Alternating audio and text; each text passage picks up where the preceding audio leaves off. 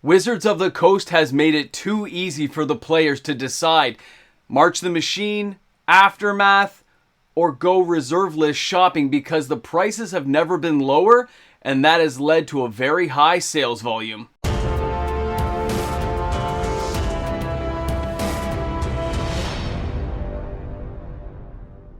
Welcome back to Market Manipulation 101. I'm your host, MTG Moxman, and thanks again for hanging out with me today on another Top 10 video, Reserve List Edition.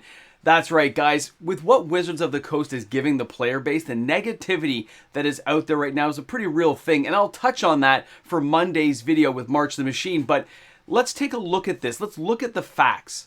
When you look at new products that Wizards of the Coast is putting out, anything from even Brothers War onward. You can go Brothers War, Dominaria United. We can stop in with Phyrexia, All Will Be One, that we can stop in and check out Aftermath, or, of course, March the Machine. But any of those products, with the increased prices they've given us, it's just made more people look at the reserve list in a different way and look at the prices of those cards in a different way. The market has been forced down. Ever since 30th anniversary, things have just plummeted in price. But more eyes are turning that direction and looking at some of these cards and saying, why would I want to get a box of this when I could get an actual reserve list card? Why would I go and buy? And I mean, I get it. Everyone says the reserve list is going to get reprinted. Mox, man, it's all going to end. You're right. The end of days could happen at any time, or it could happen never. And that's where a lot of players look at it.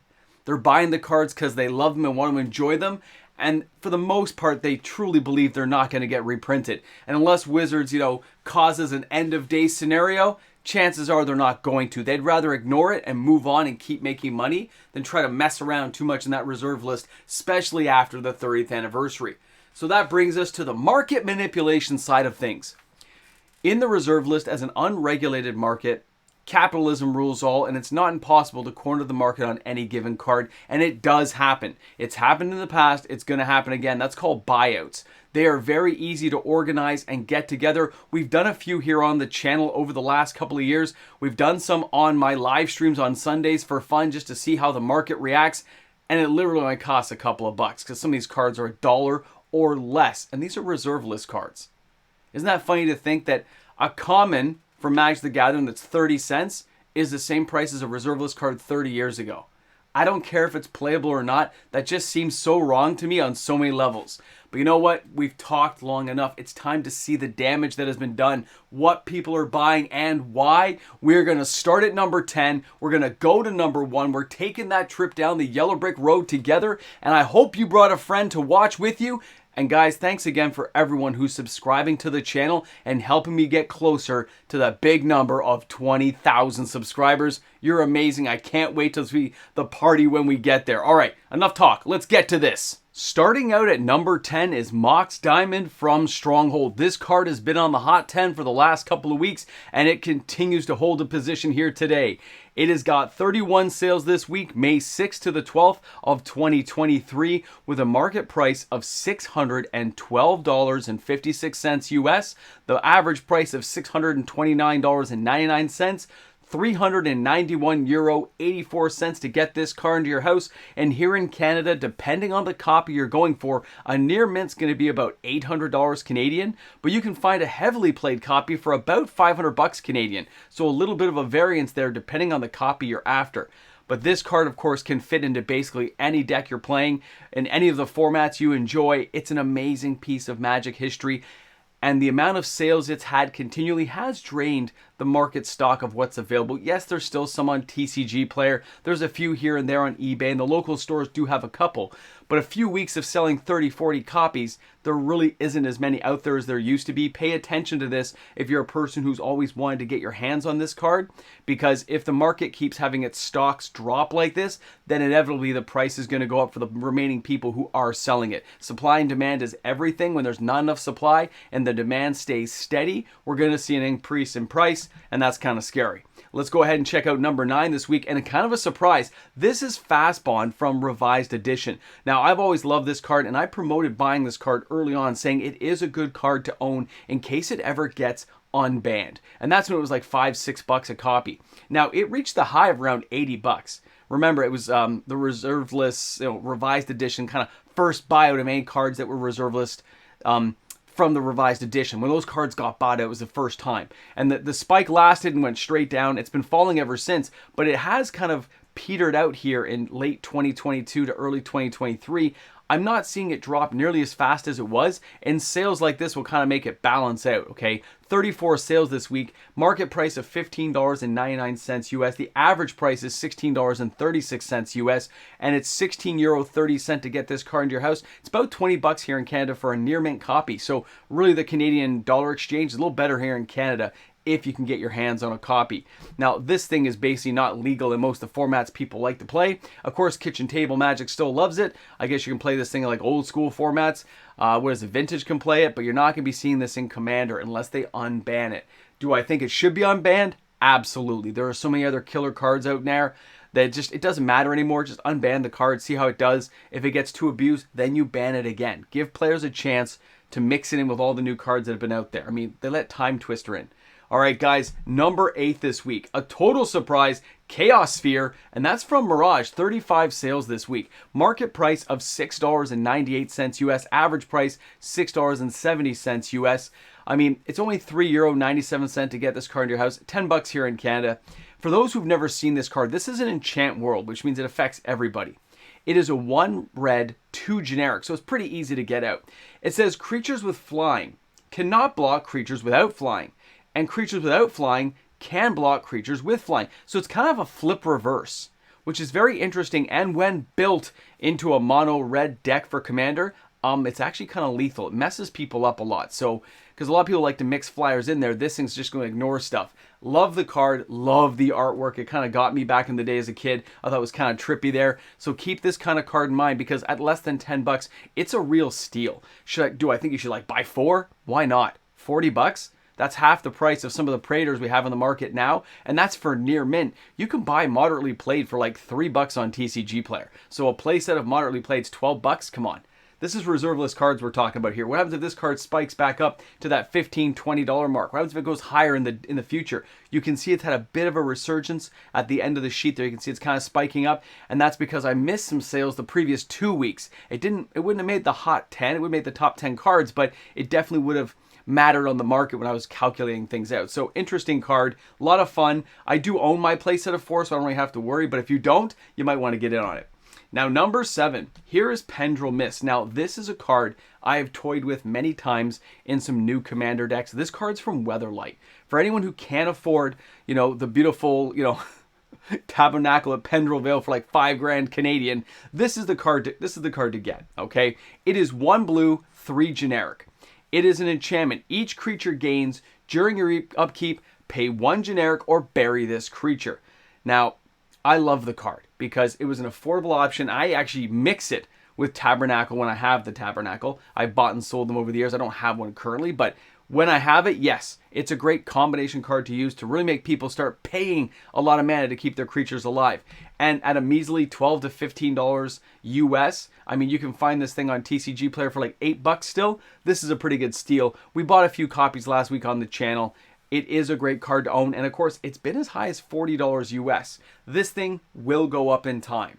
Do I think it's going to dip lower? Yes, I do. I'm not saying now is the time to buy this card. That's why it's here. It's great. It's been selling some copies, but I actually think it's going to drift back down below the $10 mark if you wait another 120 days. Okay, guys? Not a rush card to buy, but it's not a bad price either. All right, let's go ahead and take a look at number 6. Conch Horn refuses to leave, okay? The conch shell, it's just not going anywhere. Fallen Empires. Now, again, there's a reason why this card's not disappearing. You can see it's had an uptick in price because hundreds of copies have been sold the last several weeks.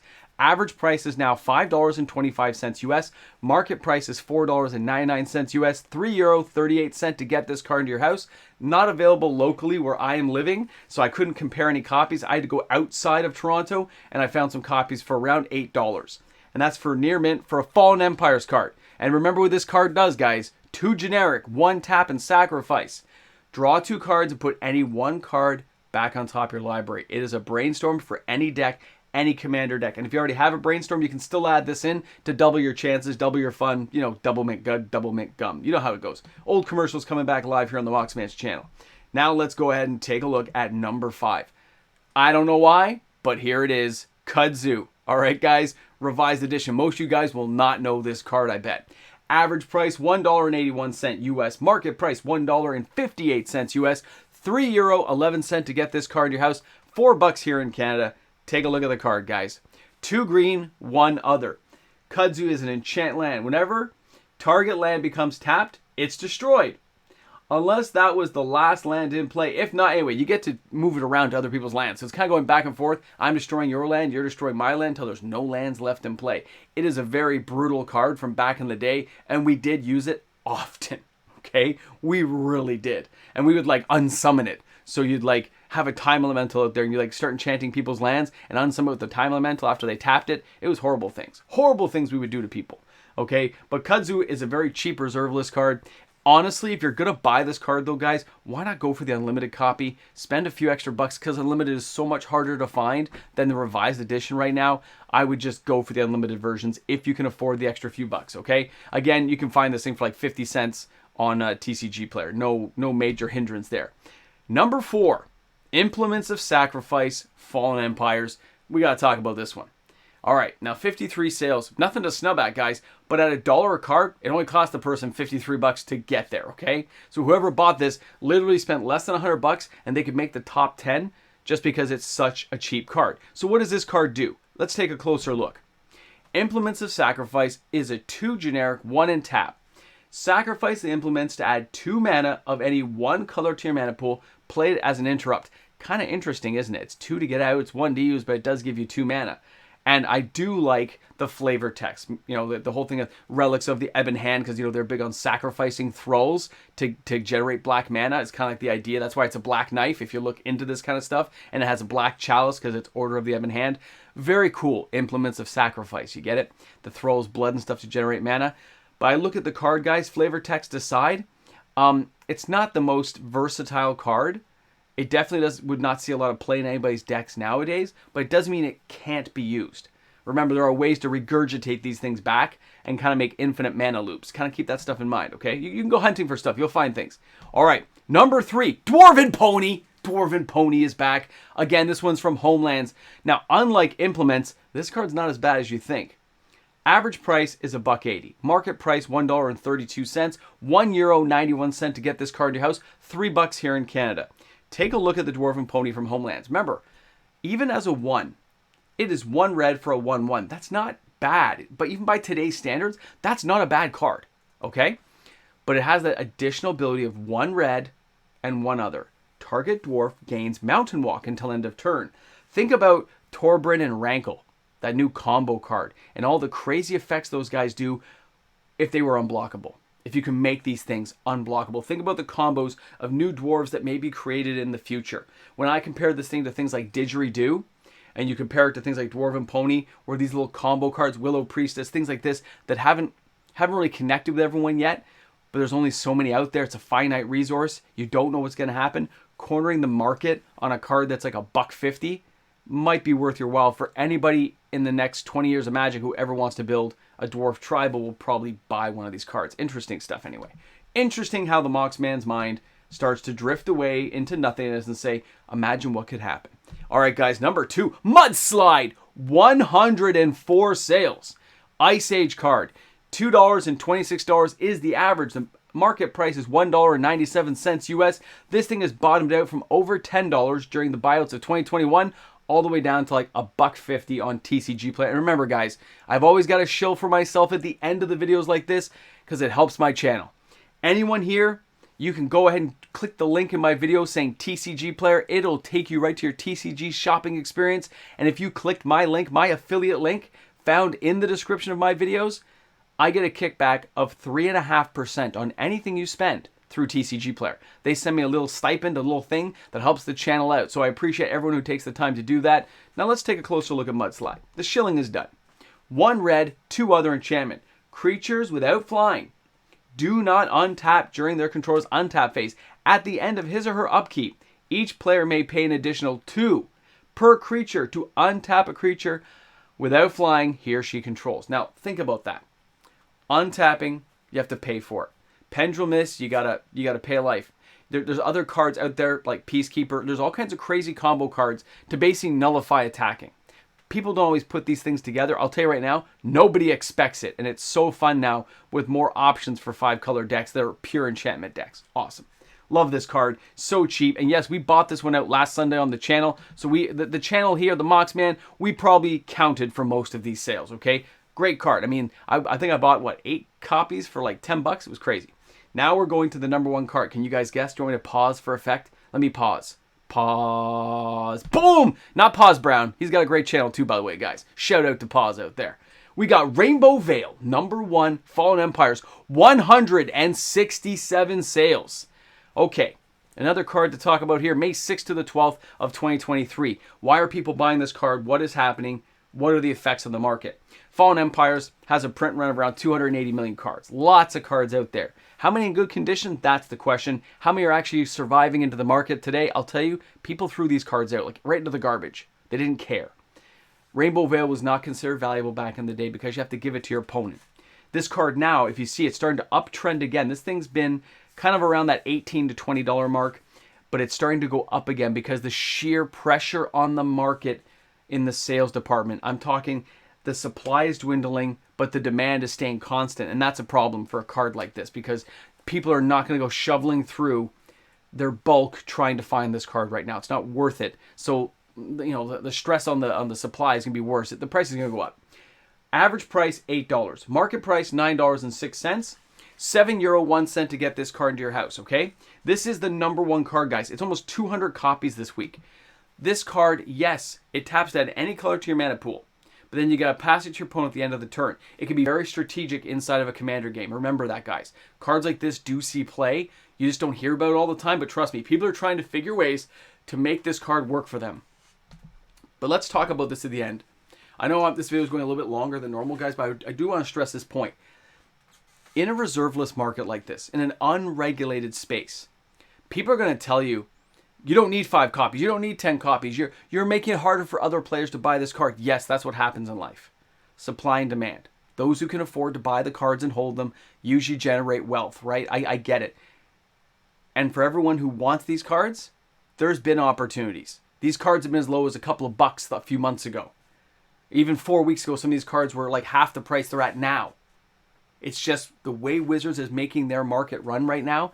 It's making people realize the reserve list is just too cheap. The prices are too low, and they probably shouldn't be this low for their age. And people are just starting to bleed some of their money that they're not spending on other products into reserve list shopping. Now, here at the very end, I want to tell you something. We have an honorable mention card today, 2 of them actually, that I didn't expect to ever be here. Now, they did not make the list. They're not in the top 10 this week. Honorable mention goes to Chaos Orb. Multiple copies sold this week, okay? As well as Falling Star. Legends card, flip coin card. Guys, both of these sold multiple copies. Not enough to make the list, but surprising to see. As well as a couple Time Twisters, by the way, in case you were interested. Some bigger cards are starting to move because they're getting, you know, things like Time Twister for like $3,000 now. $3,000 Canadian, by the way. They're finding moderately played copies. People just want to liquefy some cash. They're taking a bit of a hit, which is still, you know, they're still making money, but just not as much. And people are buying it because they consider it a good deal. Guys, crazy stuff out there. But the movement in the background of what's happening in the reserve list, let's face it, my channel's not big. Most people are not covering all this stuff. People get bored of reserve list conversation and they drift to other things. But it is happening. It's just kind of quiet. Like when you have a mouse in your roof and you're like, I can hear you up there. It's happening, guys. Keep an eye on this stuff, okay? I'll keep putting the information out, especially guys in my Discord. I'll be there. All right, we can stick to the after credit ramble thing if you want to see what else I'm going to talk about. Hey guys, a big shout out and thank you to the fantastic patrons I have supporting my channel each and every day of the month. These are the patrons you're seeing fly by here on the channel. These are the ones who step up to help the channel out. Guys, thanks again to each and every one of you. Welcome back to the after credits. I'm your host, MT. You already know my name. Forget it. I got water here. Sorry. Went to the dentist today. Yes, I hate dentists. You guys probably saw me commenting. I had to wait and anticipate the pain I was going to be in. Then I got back. I wasn't motivated to do yard work or getting the chores I had to get done. I just watched a movie.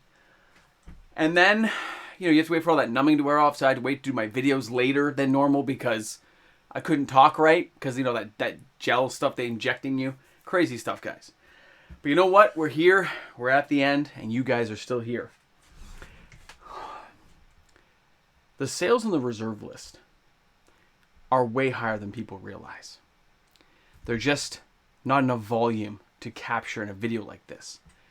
Because it goes by volume of sales, something like Rainbow Veil, which, by the way, that's crazy. Whoever did that, that's crazy. Because it's not people on this channel buying that many copies, but it's still crazy to think that many sold. Chaos Sphere too, that kind of surprised me. But there's lots of cards like that.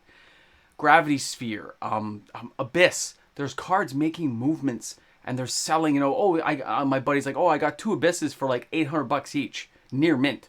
I was like, what? Where? And he's like, yeah, that's Canadian prices, guys. That'd be like 500 and change US. Somebody just wanted to sell and I decided to buy their copies. So that's not enough to make the top 10, but it's enough to say, look at the movement going on.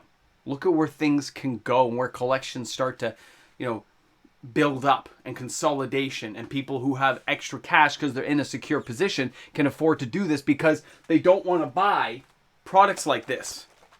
I have so much to say about this in tomorrow's video. It's bad, right? But I'm still saying thank you to 401 Games for letting me open all this stuff. We got tons of videos coming up, so interesting stuff, guys. Thanks for being here. Thanks for hanging out. Yes, I still hate dentists. I just cracked my knuckle. And before you know it, the Leafs lost. The world is ending. Oh, and if you're watching this video tomorrow, happy Mother's Day to everyone's mothers out there. If you have one, don't have one, whatever circumstance you're in, I hope you have a wonderful day with family and friends. Have an awesome one. I'll see you guys on the live stream. I guess not a lot of people will show up because it's Mother's Day, but we'll work it out, okay? Have a great one, guys. We'll see you tomorrow.